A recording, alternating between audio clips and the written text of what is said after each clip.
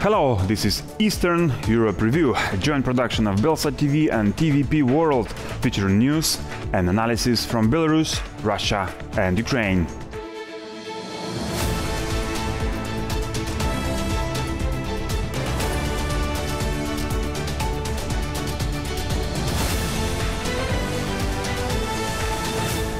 My name is BELSAT and here are today's stories. Everything's on fire. Everything's on fire. Damn it, just after 2 minutes. Russian Siberia is burning and there is no way to stop it. Today there are more than 500 forest fires across Russia, covering an area of over 1 million hectares. Only 62 of these, which is 12%, have been localized.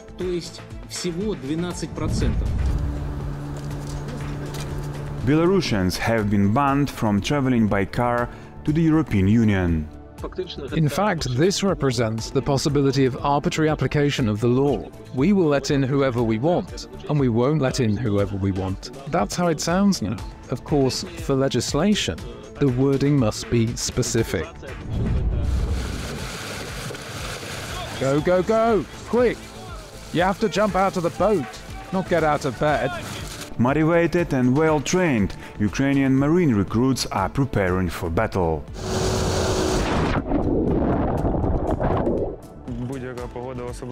No matter what the weather is, even in winter, we're still working. Most of Siberia is covered by forest fires, which are intensifying across Russia. Over 3.5 million hectares of forest have already been burned. A state of emergency has been introduced in 8 federal regions. However, the authorities and the Kremlin itself are pretending that these problems do not exist in Russia. Everything's on fire. Everything's on fire. Damn it, just after 2 minutes. Forest fires are nearing dozens of settlements in Zainbaikalsky Krai. This is a vast region in Russia's far east, comparable in its size to Iraq. There is no direct threat yet, but residents have been warned that they may need to evacuate. Authorities have advised people to prepare the necessary essentials and documents. Thousands of firefighters are trying to cope with the blaze, but so far to no avail. Difficult terrain, challenging atmospheric conditions, a lack of water along the edge, and constant wind. For the past month, it has been 30 degrees Celsius in Siberia. So-called dry thunderstorms are raging in the sky instead of rain. Lightning strikes are setting the forest alight over and over again. There is not enough equipment to extinguish the flames from the air. 2 large regions, Yakutia and Zabaikalsky Krai, have received only 2 special B-200 amphibious aircraft from the federal authorities. These machines were developed in the 90s, and their production stopped in 2014. Engines for the planes had been produced in Zaporizhia, Ukraine, but their deliveries were halted after the Russian annexation of Crimea. Now there are about 24 of these airplanes left in Russia. At the same time, authorities are willingly leasing such machines to other countries and turning a considerable profit. Moscow responds to all requests from the regions for additional equipment by stating that there are not enough resources and advising them to cope with the situation locally. The main burden falls on the shoulders of firefighters who are deployed from helicopters into hard-to-reach places. They put out the fires manually. However, they say it is very difficult to stop a forest fire without suitable equipment. There wasn't much water. We had to hike into the mountains and go down to a spring to get water. It was hard.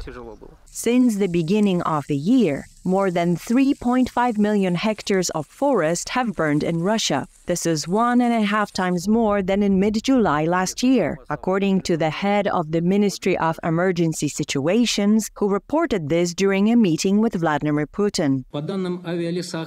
According to data from the Aviation Forest Guard, today there are more than 500 forest fires across Russia, covering an area of over 1 million hectares. Only 62 of these, which is 12%, have been localized. At the same time, Minister Alexander Kurenkov emphasized that the agency expects a further increase in forest fires. The heat is not subsiding in Siberia, and the forests dried out by the scorching sun are bursting into flames like gunpowder. The president of Russia has not commented on the Ministry of Emergency Situations' report about the forest fires. Belarusians have once again found themselves behind the Iron Curtain. One by one, neighboring European Union countries have either made it difficult or completely banned the entry of passenger cars registered in Belarus into their territory. Meanwhile, the direct servants of the regime, the Ministry of Foreign Affairs, will not face any restrictions. Belarus has announced the extension of its visa-free regime to include citizens of 35 additional states. Latvia, Lithuania and Estonia have prohibited entry into their territory to passenger cars registered in Belarus. Latvia had introduced the restrictions first. Latvia is doing this due to the fact that recently there have been more cases where citizens of the Russian Federation re-register their cars with Belarusian license plates, or simply use Belarusian cars to enter the territory of Latvia. Latvia was joined by Estonia and Lithuania. However, Belarusians will still be able to enter Lithuania a month after the restrictions come into effect, if the driver who is crossing the border is also the owner of the vehicle. The same requirement that the car should be driven by its owner was previously introduced in Poland. A vehicle with a Belarusian license plate, if entering from Russia, is also prohibited from entering the Baltic states. Moreover, if the driver refuses to return to Belarus or Russia, the car may be confiscated. Based on those threats and the aggressive behavior demonstrated by the regime in Minsk, I fully understand the neighboring countries and their attempts to ensure the security of their borders and territories. After all, there were threats that the Wagnerites would infiltrate. What would they drive and how would they enter? Undercover, of course. The restrictions and the ban on the entry of passenger cars is based on the European Union's sanctions on Belarus issued on June the 29th. It states that the relevant authorities may allow the entry into the Union to a passenger vehicle under conditions they deem appropriate. In fact, this represents the possibility of arbitrary application of the law. We will let in whoever we want, and we won't let in whoever we want. That's how it sounds now. Of course, for legislation, the wording must be specific. Neighboring countries believe that such a harsh measure should be effective in countering Lukashenko's regime. However, according to European Union regulations, transport of diplomatic and consular representatives, including delegations, embassies and missions, is not subject to the restrictions. In this phrase, it seems as illogical as possible that we invite Lukashenko's people, those who the regime appoints, but we don't want to see the rest of the people. The Belarusian Ministry of Foreign Affairs, unlike ordinary Belarusians, will not be subject to any restrictions. When Latvia announced these restrictions, Belarusian officials provided comments. I note that the Belarusian side doesn't intend to take symmetrical measures against the citizens of Latvia. On the contrary, we are open to and interested in developing contacts with our neighbors. Recently, the Belarusian Minister of Foreign Affairs, Maxim Ryzhenko, announced that starting from July the 19th, the visa-free regime for entry into Belarus will not only apply to citizens of Poland, Lithuania and Latvia, but will also be extended to 35 other European countries. Ultimately, Belarusians will find themselves behind an iron curtain from Europe, while Russia not only remains open to them, but also increasingly spreads its influence over Belarus. Ukrainian Marine recruits are preparing for their first combat deployment. They are being trained by experienced instructors who have participated in several hundred crossings with landing forces to the left bank of the Dnipro River, which is temporarily occupied by the Russian army. Let us watch the video showing the training of Ukrainian Marines. Recruits of the 38th Separate Marine Brigade of the Ukrainian Navy practice loading onto a boat. According to the exercise scenario, their goal is to sail a boat to the opposite shore, unload and take up positions. There are 4 soldiers and a driver in the boat. At the crossing, he is in charge. He gives commands and leads the group. An emergency situation can happen on the water, so during the exercise, they practice rescuing a person who falls overboard.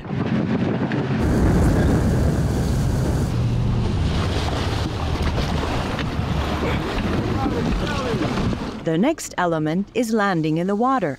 The leader of the group jumps overboard. The boat is maneuvering again. The Marines are pulling a fellow soldier from the water, while the fighters in the boat are taking their positions and heading to the shore. The actions of the recruits are closely monitored from the shore by the brigade instructors, who took part in a similar operation not long ago. Whose backpack is left? It got tangled in the laces. Consider that you no longer have ammunition and food. Kirill has extensive military experience. He encountered the full-scale invasion of the Russian army in Ukraine while serving in the Navy. He says that his transition to the Marine Brigade happened in the blink of an eye. They told me in the morning, and by the evening I had already left, and the next day at night I was already in the Kherson area, and it was my first combat mission.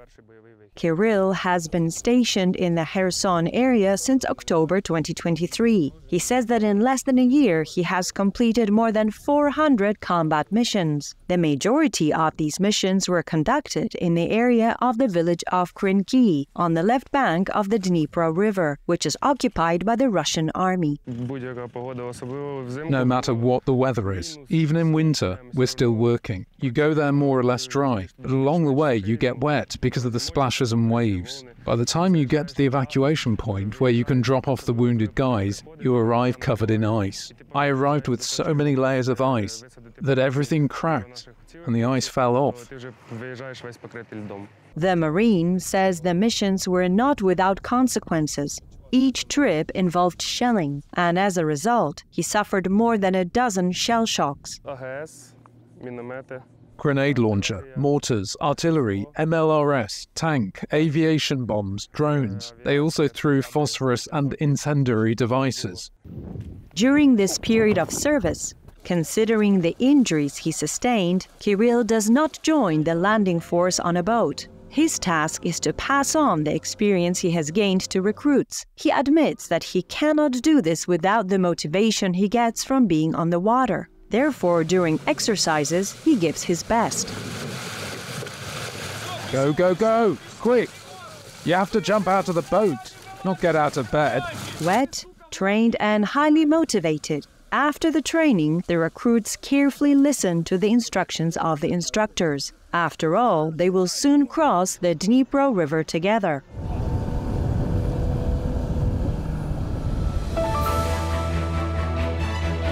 These are all the stories we have prepared for today. Thank you for watching Eastern Europe Review. Please continue to stay tuned to TVP World.